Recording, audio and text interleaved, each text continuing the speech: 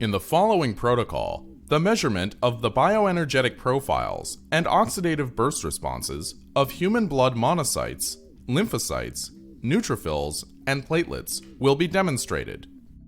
This is achieved by first collecting the buffy coat and platelet-rich plasma fractions from freshly drawn blood.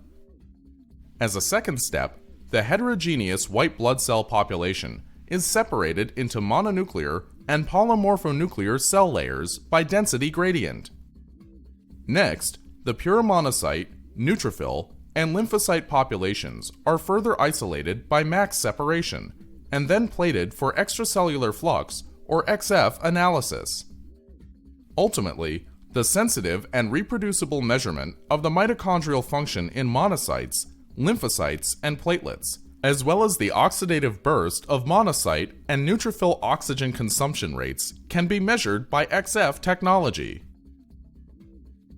The advantage of the technique that we're going to show you today is that you can prepare from a small blood sample all of the main cells which are in the patient's blood. These are platelets and the leukocytes in a pure, unactivated form and measure their mitochondrial function.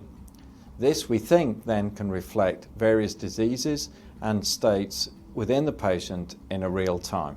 This method could help answer key questions concerning metabolism, such as what is the role of lifestyle, diet, and pathological stress on mitochondrial function?